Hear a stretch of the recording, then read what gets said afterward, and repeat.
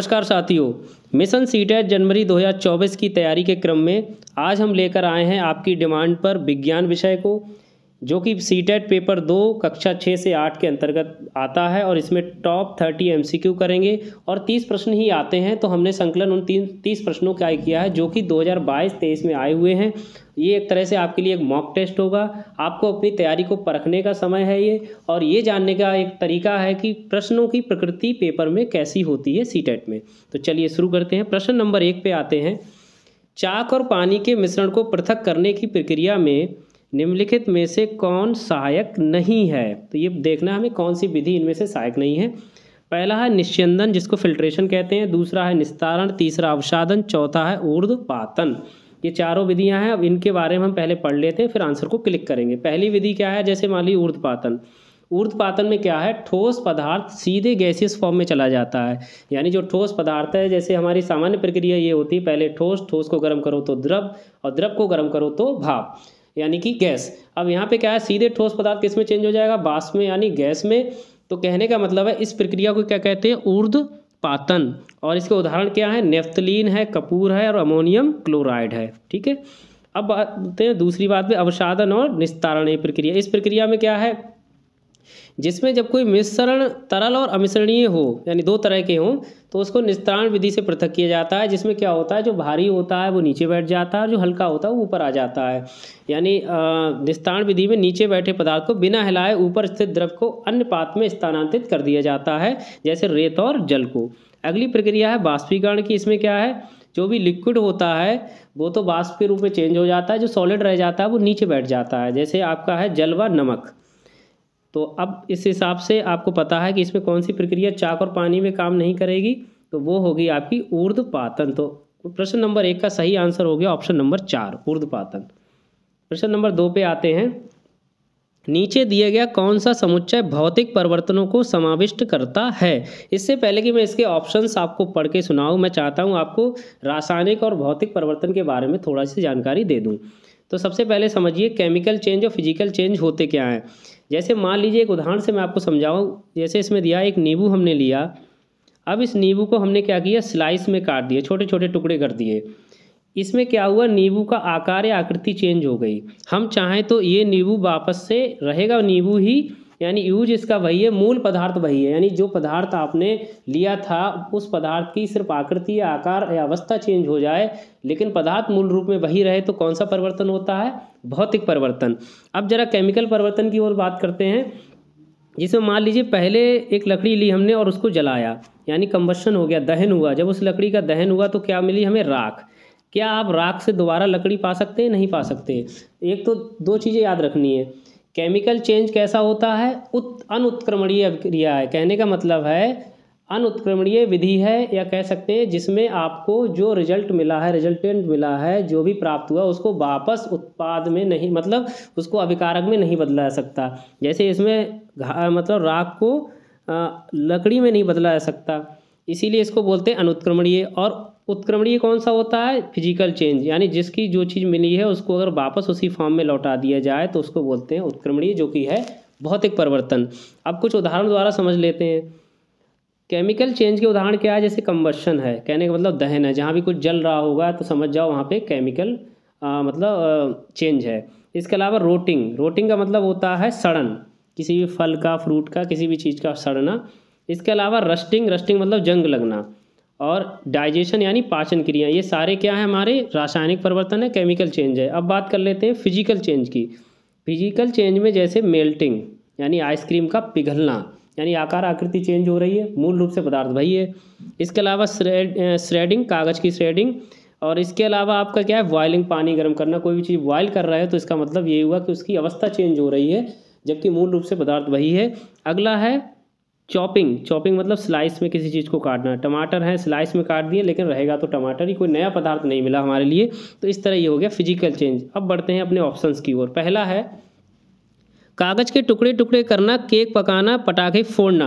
अब देखिए पटाखे फोड़ना एक तरह से यहाँ जलने वाली प्रक्रिया हो गई, तो ये समझ जाओ यहाँ तो भौतिक होगा नहीं। तो हमें ये देखना है तीनों भौतिक परिवर्तन कौन से है। तो पहला तो गलत हो गया। दूसरा पानी उबालना, भोजन पकाना, लोहे को जंग लगना, ये सब क्या हो गए? इसमें भी क्या मतलब केमिकल चेंज आ गया, लोहे का जंग लगना या पकाना भोजन। अगला तीसरा है कागज़ जलाना, यहाँ जलाना जैसे ही आ जाए समझ जाओ ये केमिकल चेंज है। तो ऑप्शन नंबर 4 पे आ जाते हैं सीधे, कांच टूटना, गेहूं पीसना, पानी उबालना, तीनों कैसे हैं? भौतिक परिवर्तन हैं, क्योंकि ये सिर्फ आकार, आकृति या अवस्था में परिवर्तन हो रहा है, कोई पदार्थ में चेंज नहीं हो रहा है। चलिए शुरू करते हैं अगले प्रश्न की ओर। शिखा ने एक पत्ती की निचली सतह को सूक्ष्मदर्शी से देखा और बहुत सारे छोटे छोटे छिद्र का अवलोकन किया। ये छोटे छोटे छिद्र क्या हैं? ऑप्शन 1 है सिरा, ऑप्शन 2 है रंध्र, ऑप्शन 3 है लवक, ऑप्शन 4 है मिडरिब। तो इसका सही आंसर आपको पता है रंध्र, यानी पत्तियों में बाष्पोत्सर्जन प्रक्रिया जो होती है, एक्सेस ऑफ वाटर जो होता है, जो रिलीज होता है, वो किसके थ्रू होता है? पत्तियों के द्वारा। तो पत्तियों में क्या पाया जाता है? रंध्र पाए जाते हैं। ठीक है, उन रंध्रों को मतलब छिद्रों को रंध्र कहते हैं। प्रश्न नंबर 4 है, एक्स कोई पौधा है जो स्वपोषी के साथ साथ विषमपोषी भी है। एक्स क्या हो सकता है? घटपर्णी, शैवाल, अमरवेल, कवक। तो प्रश्न नंबर 4 का सही आंसर है पहला, घटपर्णी, यानी कि ये विषमपोषी भी है और स्वपोषी भी है। इसी को बोलते हैं पिचर प्लांट। प्रश्न नंबर 5 है, निम्नलिखित कथन में से कौन सा विज्ञान की प्रकृति का सबसे अच्छा वर्णन करता है? यानी इसमें ये आंसर हैं सारे अच्छे, पर सबसे अच्छा वर्णन कौन सा करता है ये देखना है। पहला है विज्ञान प्रकृति की सराहना के बारे में है, विज्ञान प्रकृति की व्यक्तिगत खोज है, विज्ञान मूल्य मुक्त और निष्पक्ष है, विज्ञान एक सामाजिक प्रयास है। तो साइंस के द्वारा सबसे ज़्यादा चेंज क्या हुआ हमारे? एक तो अंधविश्वास वगैरह जो थे, सामाजिक जो बुराइयां थीं, उन पे काफ़ी मदद मिली है साइंस के थ्रू। लोगों को समझ में आया है कि ऐसा क्यों होता है, ये ऐसा क्यों होता है। तो प्रश्न नंबर 5 का इस हिसाब से सही आंसर हो गया ऑप्शन नंबर 4, विज्ञान एक सामाजिक प्रयास है। प्रश्न नंबर 6 पे आते हैं, दिया गया कौन सा समुच्चय ऐसे द्रवों को समाविष्ट करता है जो विद्युत के अच्छे चालक हैं?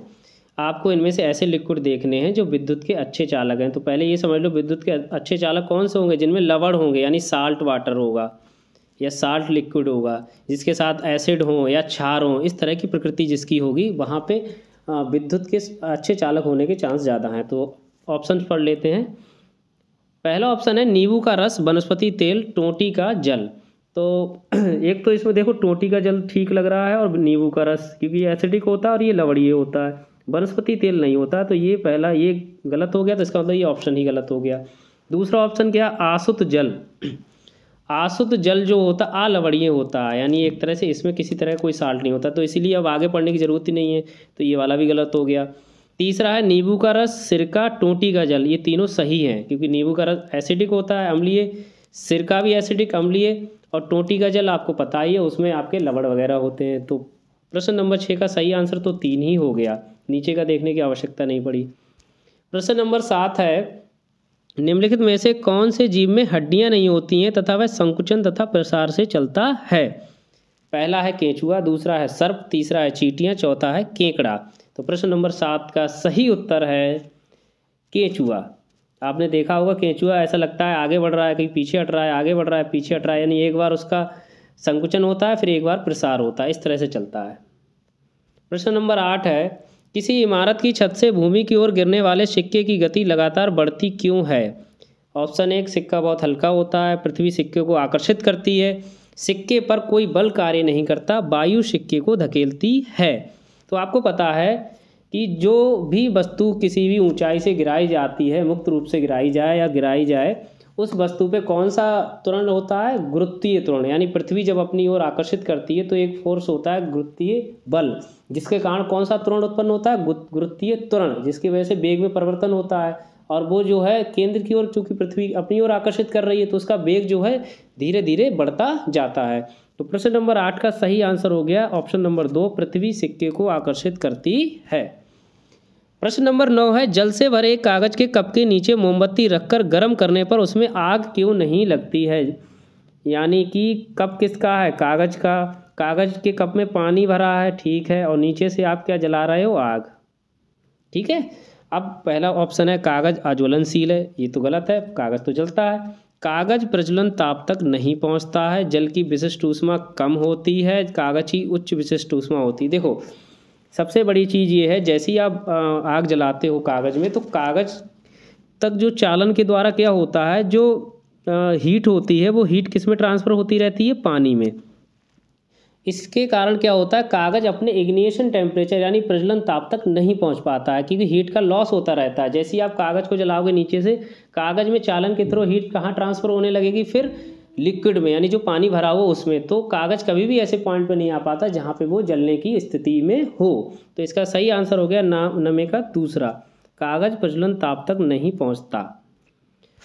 प्रश्न नंबर 10 है, निम्नलिखित में से पौधे के कौन से भाग कायिक प्रवर्धन में सहायता करते हैं? एक है तने, फूल, जड़ें, तने, पत्तियां, फूल, जड़ें, तने, पत्तियां, फूल, पत्तियां, जड़ें। तो प्रश्न नंबर 10 का सही आंसर है जड़ें, तने और पत्तियां। और इसके उदाहरण आप समझ लीजिए, जैसे गुलाब है और गन्ना।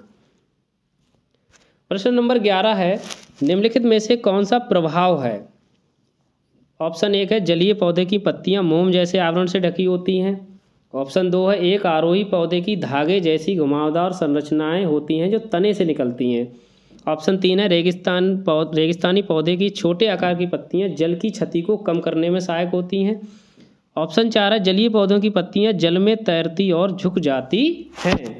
देखिए ऑप्शन नंबर 3 को आप देखेंगे तो इनमें एक बात की इन्होंने कि छोटे आकार की पत्तियां जल की क्षति को कम करने में सहायक होती हैं। आपको पता है बाष्पोत्सर्जन जो प्रक्रिया होती है वो डिपेंड करती है कि पत्ती के सतह का क्षेत्रफल कितना है। जितनी छोटी पत्ती होगी बाष्पोत्सर्जन से जल की हानि उतनी ही कम होगी। तो इस हिसाब से प्रश्न नंबर 11 का सही आंसर हो गया ऑप्शन नंबर 3। प्रश्न नंबर 12, निम्नलिखित में से कौन से खुले अंत वाले प्रश्न हैं? देखो 2 तरह के प्रश्न होते हैं, ये भी बहुत इंपॉर्टेंट प्रश्न है, खुले अंत वाले प्रश्न और बंद अंत वाले। खुले अंत वाले प्रश्न वो होते हैं जिनका कोई निश्चित जवाब नहीं होता है, जिसके बारे में हर किसी की अपना संज्ञान होता है, ज्ञान होता है, उसके अनुसार वो उसके उत्तर को लिखता है। बंद अंत वाले प्रश्न वो होते हैं जिनका एक निश्चित और उत्तर होता है, जैसे बहुविकल्पीय प्रश्न हो गए। इस बात को समझ लीजिए। अब बढ़ते हैं ऑप्शंस की ओर। पहला है व्यक्त कीजिए किस प्रकार पशु जीवन वनोन्मूलन से प्रभावित होता है। दूसरा है क्या होगा यदि हमारे पास लकड़ी नहीं होगी। वनोन्मूलन किस प्रकार वर्षा में कमी लाता है। आपके क्षेत्र में कौन से कारक जैव विविधता को प्रभावित कर रहे हैं। तो प्रश्न नंबर 12 का सही आंसर हो गया क्या होगा यदि हमारे पास लकड़ी नहीं होगी, क्योंकि इस प्रश्न का उत्तर हर विद्यार्थी द्वारा अलग अलग दिया जाएगा अपनी संज्ञान के अनुसार। प्रश्न नंबर 13 है, एक वस्तु किसी द्रव में तैरती है तथा उसके आयतन का आधा उस द्रव में डूबा हुआ है, उस वस्तु पर लगने वाला उत्प्लावक बल कौन सा है। ऑप्शन 1 है 0, ऑप्शन 2 है उसके भार से कम, ऑप्शन 3 है उसके भार से अधिक, ऑप्शन 4 है उसके भार के बराबर। आपने आर्किमिडीज का सिद्धांत पढ़ा ही होगा, तो उसमें जो बताया गया है कि आप जैसे कोई वस्तु किस तरह तैरेगी, आधी डूबेगी, पूरी डूब जाएगी, तो सारी किस पे डिपेंड करता है, सब कुछ डिपेंड करता है आपके उत्प्लावक बल पे। यहाँ पे ये कह रहे हैं कि ये वस्तु जो है आधे अंदर है और आधी बाहर तैर रही है। देखो पहला है 0 हो नहीं सकता, दूसरा है उसके भार से कम होगा तो क्या होगा, उत्प्लावक बल कम हो गया तो वो डूबने लगेगी नीचे की तरफ। बाहर से अधिक होगी तो पूरी ऊपर ही रहेगी, बिल्कुल आधी भी नहीं डूबेगी। हाँ उसके भार के जब बराबर होगी तो 50% अंदर और 50% बाहर। तो प्रश्न नंबर 13 का सही आंसर ऑप्शन हो गया 4, उसके भार के बराबर। प्रश्न नंबर 14 है, मछलियों के हृदय की संरचना के संदर्भ में निम्नलिखित में से कौन सा सही है। एक 4 कोष्ठीय हृदय जिसमें 1 आलिन तथा 1 निलय, एक 4 कोष्ठीय हृदय जिसमें 2 आलिन तथा 1 निलय, एक 4 कोष्ठीय हृदय जिसमें 2 आलिन 2 निलय, एक 2 कोष्ठीय हृदय जिसमें 1 आलिन तथा 1 निलय। प्रश्न नंबर 14 का सही आंसर हो गया आपका ऑप्शन नंबर 4। याद कर लीजिए, एक 2 कोष्ठीय हृदय जिसमें 1 आलिन तथा 1 निलय, मछलियों के बारे में। अब बढ़ते हैं अगले प्रश्न पर। किस सूक्ष्म पोषक तत्व की कमी के परिणाम स्वरूप रक्त का थक्का ठीक से नहीं बनता और बाद में रक्त बहने लगता है। Vitamin A, vitamin B12, vitamin के, विटामिन B1, तो ये आपको पता ही होगा। प्रश्न नंबर 15 का तीसरा है विटामिन के। विटामिन के की कमी की वजह से रक्त का थक्का सही से नहीं बनता है। प्रश्न नंबर 16 है, निम्नलिखित में से कौन सी धातु तनु हाइड्रोक्लोरिक अम्ल से अभिक्रिया नहीं करती है। लोहा, तांबा, मैग्नीशियम, एल्यूमिनियम। देखिए इसमें सिंपल सी बात है, HCl में आपको हाइड्रोजन को यहाँ से प्रतिस्थापित करना है, तो हमें जो भी आपकी धातु चाहिए वो हाइड्रोजन से अधिक क्रियाशील चाहिए। तो लोहा भी अधिक क्रियाशील है, मैग्नीशियम भी, एल्यूमिनियम भी। कम क्रियाशील कौन सी है हाइड्रोजन से, वो है तांबा। इसलिए ऑप्शन नंबर 16 का ऑप्शन नंबर हो गया दूसरा सही, यानी तांबा जो है हाइड्रोक्लोरिक अम्ल से अभिक्रिया नहीं करता है। कैसा, तनु यानी डाइल्यूट HCl। प्रश्न नंबर 17 है, निम्नलिखित में से क्या मल जल की अकार्बनिक अशुद्धि है। मतलब मल जल का मतलब हो गया सीवेज जो होता है उसमें। पहला है यूरिया, दूसरा फॉस्फेट, तीसरा पीड़कनाशी, चौथा वनस्पति अवशिष्ट। तो देखिए यूरिया भी कार्बनिक है, पीड़कनाशी और वनस्पति अवशिष्ट ये भी कार्बनिक अशुद्धियाँ होती हैं। अकार्बनिक कौन सी होती हैं, फॉस्फेट। तो 17 का ऑप्शन नंबर दूसरा सही है, यानी फॉस्फेट। इसके अलावा नाइट्रेट भी कैसी है, सीवेज की अकार्बनिक अशुद्धियाँ हैं। बाकी यूरिया, पीड़कनाशी, वनस्पति अवशिष्ट ये सारे कार्बनिक अशुद्धियाँ हैं। प्रश्न नंबर 18 है, निम्नलिखित में से श्वसन अंग के आधार पर किसी एक को अलग कीजिए। यानी इनके श्वसन अंग जो हैं अलग हैं, इनमें से किसी एक का अलग है, बाकी तीन के सेम है। पहला है टिड्डा, दूसरा है कॉकरोच, तीसरा है घोंघा, चौथा है चींटी।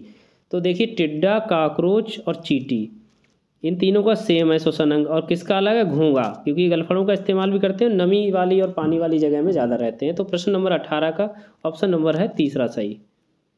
प्रश्न नंबर 19 है, किसी उत्तल लेंस द्वारा निर्मित प्रतिबिंब के अमाप को क्या होगा यदि बिंदु को वक्रता केंद्र से परे रखा जाए और लेंस की मोटाई को घटा दिया जाए। उनके कहने का मतलब ये है प्रतिबिंब का साइज क्या बनेगा कि यदि बिंदु को वक्रता केंद्र से अलग रखा जाए और लेंस की मोटाई को मतलब कम कर दिया जाए, पतला कर दिया जाए। ऑप्शन 1 है प्रतिबिंब का अमाप घट जाएगा, कोई परिवर्तन नहीं। प्रतिबिंब का अमाप बढ़ जाएगा, कोई प्रतिबिंब नहीं बनेगा। तो प्रश्न नंबर 19 का सही आंसर है प्रतिबिंब का अमाप बढ़ जाएगा। और उत्तल लेंस को कौन सा लेंस कहते हैं, ये भी याद कर लीजिए, अभिसारी लेंस, क्योंकि ये सारी किरणों को क्या कर देता है, ले जाके सिकोड़ता है। अभी सारी इकट्ठी कर दूंगा, ऐसे करके याद कर लीजिए। उत्तल लेंस क्या है, अभी सारी इकट्ठी कर दूंगा, और अवतल क्या है, अपसारी। अवतल लेंस होता है डाइवर्ट करना, यानी कि उनको जो है डाइवर्ट करने वाला किरणों को। प्रश्न नंबर 20 है, क्या होगा अगर पारा और मक्के के तेल से भरे एक गिलास में एक तांबे के सिक्के को डाल दिया जाए। ऑप्शन है गिलास के तल पर बैठ जाएगा, अगला है मक्के के तेल पर तैरेगा, अगला प्रश्न मतलब ऑप्शन है पारा पर तैरेगा परंतु मक्के के तेल में डूब जाएगा, अगला है गिलास के ऊपर तैरेगा। अब देखिए जब भी कोई चीज़ डूबने और तैरने की बात हो तो वहाँ पे मोस्ट इम्पोर्टेंट चीज़ क्या है, घनत्व देखा जाता है। तो यहाँ पे क्या होता है, पारा जो होता है पारे का घनत्व सिक्के से ज़्यादा होता है, इसलिए पारे पर तैरेगा, तीसरा ऑप्शन सही है इसमें। और मक्के के तेल में डूब जाएगा, क्योंकि मक्के के तेल से सिक्के का घनत्व ज़्यादा है, यानी सिक्के का घनत्व पारे से तो कम है और मक्के के तेल से ज़्यादा है, इसलिए ऑप्शन नंबर 3 सही है, पारा पर तैरेगा परंतु मक्के के तेल में डूब जाएगा। प्रश्न नंबर 21, फ्यूज की विशेषताएं क्या होनी चाहिए। जो हम लोग फ्यूज घरों में यूज होते हैं हमारे सर्किट में, तो आपको पता है कि हाई वोल्टेज जब भी कोई हो तो जो है फ्यूज उड़ जाए और आपका सेफ हो जाए, आपका जो भी उपकरण है घर के वो सेफ हो जाए, इसलिए वो यूज किया जाता है। तो उसकी क्या विशेषता होनी चाहिए, ये ऑप्शंस आपको दे रखे हैं। 3 चीज़ों के ऑप्शन है, एक तो तार की मोटाई या पतलाई के बारे में होगा, या फिर प्रतिरोधकता कैसी है और गलनांक के बारे में है। तो इसका ऑप्शन नंबर 3 सही है, पतला तार हो, हाई रेजिस्टेंस उच्च प्रतिरोधकता हो और निम्न गलनांक, क्योंकि निम्न गलनांक होगा तभी वो फ्यूज उड़ेगा, गलेगा, सीधी सी बात है। तो 21 का ऑप्शन नंबर 3 सही हो गया। प्रश्न नंबर 22 है, निम्नलिखित में से कौन एक अपसारी प्रश्न है, यानी डाइवर्जेंट वाला क्वेश्चन पूछ रहा है। ये ठीक खुले अंत वाला प्रश्न की तरह होता है, इसमें भी कोई निश्चित उत्तर नहीं होता है, आपको एक क्रिएटिविटी का अवसर देता है, अलग सोच रखने का अवसर देता है, आप अपनी समझ के हिसाब से आंसर लिख सकते हैं। पहला है, समझाइए कि कार्बन डाइऑक्साइड आग को कैसे नियंत्रित कर पाती है। घर्षण एक मित्र है या शत्रु। द्रवों में तैरती वस्तुओं की विशिष्ट आकृति क्यों होनी चाहिए। क्या होगा यदि हम पेड़ काटते चले जाएं। तो प्रश्न नंबर 22 का आपको दिख ही रहा होगा, ऑप्शन नंबर 4 सही है, ऑप्शन नंबर 4 सही है। क्या होगा यदि हम पेड़ काटते चले जाएं, क्योंकि हर बच्चे के अनुसार, हर किसी के अनुसार इसका आंसर अलग अलग होगा, अलग अलग पक्षों को छुआ जाएगा इसमें। प्रश्न नंबर 23 है, गर्मियों में 30 डिग्री सेल्सियस और सर्दियों में 3 डिग्री सेल्सियस पर आइसक्रीम को पिघलने से बचाने के लिए आप किस सामग्री का चयन करेंगे। ऑप्शन 1 है सर्दियों में एल्यूमिनियम फॉयल और प्लास्टिक गर्मियों में, दोनों मामलों में कंबल।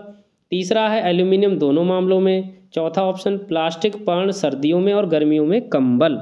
तो हमें देखो, अगर किसी भी चीज़ को उसके टेम्परेचर का लॉस नहीं होने देना है, यानी हीट का जो आदान प्रदान कम से कम हो, तो एक अच्छा इंसुलेटर चुनना होता है, यानी कुचालक। तो यहाँ पे जो सबसे अच्छा इंसुलेटर होता है वो होता है कंबल, इसलिए दोनों मामलों में कंबल ही यूज किया जाएगा। तो 23 का ऑप्शन नंबर 2 सही है। प्रश्न नंबर 24 है, निम्नलिखित जोड़ों में से कौन सा मूसला जड़ का उदाहरण है। ये कई सारी पार्श्व जड़ें होती हैं, उनसे मिलकर एक जो जड़ बनती है उसको कहते हैं मूसला जड़। इसमें पहला है मक्का प्याज, दूसरा गाजर आलू, तीसरा सलजम टेपियोका, चौथा आलू अदरक। तो प्रश्न नंबर 24 का सही आंसर है सलजम टेपियोका। प्रश्न नंबर 25 है, समुच्चय की पहचान कीजिए जो कि एक खाद्य संरक्षक परिरक्षी नहीं है। ऑप्शन एक है आयरन ऑक्साइड व पोटेशियम परमैंगनेट, दूसरा है सोडियम बेंजोएट व सोडियम मेटा वाइसल्फाइड, तीसरा है सोडियम क्लोराइड व सिट्रिक अम्ल, चौथा है विटामिन सी व शर्करा। तो प्रश्न नंबर 25 का सही आंसर पहला ही है आयरन ऑक्साइड, चूँकि आयरन ऑक्साइड का यूज होता है रंजक के रूप में। पोटेशियम परमैंगनेट एक तरह से ये भी हमारी साफ सफाई के लिए यूज होता है, लाल दवाई जिसको बोलते हैं। तो 25 का पहला सही है। बाकी ये सारी चीज़ें जो भी अचार वगैरह में आपका यूज करते हैं जिससे कि ज़्यादा से दिन जैम है, ज़्यादा से ज़्यादा दिन वो चीज़ चले, इसलिए इनको जो बोलते हैं खाद्य संरक्षक परिरक्षी। प्रश्न नंबर 26 है, निम्नलिखित में से कौन सा समुच्चय केवल रासायनिक परिवर्तनों से समाविष्ट है।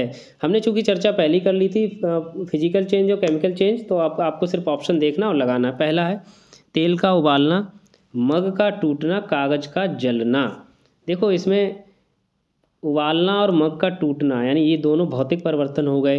अब चूंकि हमें तीनों रासायनिक परिवर्तन चाहिए तो पहला ऑप्शन हो गया गलत। दूसरा, पानी में कॉपर सल्फेट घोलना, भोजन पचना, कागज को काटना। कागज को काटना भी आपको पता है भौतिक परिवर्तन है, तो ये भी गलत हो गया। ऑप्शन नंबर 3 है अंडे को तोड़ना, लवण युक्त जल को उबालना, जल में स्याही को मिलाना। तो ये भी आपके भौतिक परिवर्तन प्लस केमिकल दोनों हो गए इसमें। चौथा है लोहे को जंग लगना, कागज का जलना, भोजन पकाना। तीनों ऑप्शन क्या है, रासायनिक परिवर्तन के ऑप्शन है। तो प्रश्न नंबर 26 का सही आंसर हो गया 4, लोहे को जंग लगना, कागज का जलना और भोजनों को पकाना। प्रश्न नंबर 27, पेट्रोल डीजल की बचत के लिए निम्नलिखित सुझाव हैं जो सही नहीं है, उसकी पहचान कीजिए। यानी ये 4 सुझाव दिए हैं, इनमें से एक सही नहीं है, वो आपको पहचानना है। पहला है जितनी दूर तक संभव हो मध्यम गति से गाड़ी चलाएं। दूसरा है यह सुनिश्चित करें कि पहिए में दाब मध्य रूप से कम हो। तीसरा, वाहन का नियमित रखरखाव सुनिश्चित करें। चौथा, लाल बत्ती पर इंजन बंद कर दें। देखो पहला ऑप्शन तो सही है, जितनी दूर तक संभव हो मध्यम गति यानी मीडियम पे आप चलाओगे तो उसमें एवरेज जो है ठीक रहेगा और आपका जो है पेट्रोल डीजल की बचत सही होगी। वाहन का समय पे मेंटेनेंस कराओगे तो वो भी सही बात हो गई। लाल बत्ती पे इंजन बंद कर दो, ये भी ठीक है। कौन सा सही नहीं है, ये सुनिश्चित करें कि पहिए में दाब मध्य रूप से हो, ये जरूरी नहीं है। तो प्रश्न नंबर 27 का दूसरा, मध्य रूप से कम हो। 28वां है निम्नलिखित कथनों में से पौधों एवं पशुओं की कोशिकाओं के संबंध में सही नहीं है। कोशिका झिल्ली पशुओं और पौधों दोनों में उपस्थित होती है। कोशिका भित्ति पौधों की कोशिका में अनुपस्थित होती है जबकि पशु कोशिका में उपस्थित होती है। लवक केवल पौधों की कोशिकाओं में उपस्थित होते हैं। कोशिका द्रव्य पशु एवं पौधों दोनों की कोशिकाओं में उपस्थित होती है। देखिए इसमें समझ लीजिए कि संबंध में सही नहीं है। तो पहला ऑप्शन क्या है, कोशिका झिल्ली पशु और पौधों दोनों में उपस्थित होती है, सही बात है। लवक केवल पौधों की कोशिकाओं में उपस्थित होते हैं, सही है। कोशिका द्रव्य पशु एवं पौधों दोनों की कोशिकाओं में उपस्थित होते हैं, सही है। अब गड़बड़ कौन से में, दूसरे वाले में उन्होंने उल्टा कर दिया है। कोशिका भित्ति पौधों की कोशिका में अनुपस्थित नहीं उपस्थित रहती है और पशु कोशिका में अनुपस्थित रहती है। इन्होंने क्या लिखा था, कोशिका भित्ति पौधों की कोशिका में अनुपस्थित होती है जबकि पशु कोशिका में उपस्थित होती है। इसीलिए 28 का आंसर नंबर 2 सही है। प्रश्न नंबर 29 है विज्ञान पाठ्यक्रम में नीति परक वैधता का अर्थ है, यानी जो इथिक्स वाला है वो पूछ रहे हैं। कैसे विज्ञान की संकल्पनाएं समय के साथ विकसित होती हैं। इसका समावेश विशिष्ट एवं वैज्ञानिक रूप से सही विषय वस्तु को व्यक्त करना है। अगला है बच्चों के संज्ञानात्मक स्तर के अनुसार विषय वस्तु को हल्का करना। लास्ट ऑप्शन है सत्यवादिता, वस्तुनिष्ठता आदि मूल्यों को प्रोत्साहित करना। अगर आपने नीति परक यानी इथिक्स के बारे में थोड़ा बहुत पढ़ा होगा तो आपको पता होगा, उसमें इस तरह की ज़्यादा टर्मिनोलॉजी यूज होती है, जैसे सत्यवादिता है, वस्तुनिष्ठता है। इसलिए 29 का सही आंसर हो गया ऑप्शन नंबर 4, सत्यवादिता, वस्तुनिष्ठता आदि मूल्यों को प्रोत्साहित करना। आखिरी प्रश्न है मिली एक पिचके हुए गुब्बारे को लेती है तथा उसे कांच की बोतल के सिरे पर लगा देती है। वह उसे कांच की बोतल को उबलते पानी के पात्र में रख देती है। गुब्बारे की आकृति में परिवर्तन होता है। ये गतिविधि क्या प्रदर्शित करती है? पहला है, गर्म होने पर बोतल के अंदर की हवा घटती है। गर्मी गुब्बारे के अंदर उच्च दाब उत्पन्न करती है। गर्म होने पर बोतल के अंदर की हवा बढ़ती है। गर्मी बोतल के अंदर की हवा को प्रसारित करती है। सीधी सी बात है कि बोतल जो होगी ऑलरेडी उसके अंदर कुछ ना कुछ हवा होगी, क्योंकि वैक्यूम तो है नहीं। तो जैसे ही टेम्परेचर बढ़ेगा तो क्या होती है, गैसों में प्रसार होता है, यानी एक्सपेंड होता है टेम्परेचर के साथ। तो हवा भी क्या है, हवा में जैसे ही आपके लिए गर्म होता है तो हवा क्या होगी, एक्सपेंड होगी। जब वो एक्सपेंड होगी तो वो कहाँ जाएगी, गुब्बारे में, और गुब्बारे की आकृति चेंज हो जाएगी। तो ऑप्शन नंबर जो है 4 इसका सही है, प्रश्न नंबर 30 का, कि गर्मी बोतल के अंदर की हवा को प्रसारित करती है। आज के लिए बस इतना ही। बहुत बहुत धन्यवाद। इसी तरह हमारे चैनल को प्यार देते रहिए। चैनल को सब्सक्राइब करें, वीडियो को लाइक करें, शेयर करें, और जो भी आपकी क्वेरीज हैं उसको आप कमेंट जरूर करें। बहुत बहुत धन्यवाद।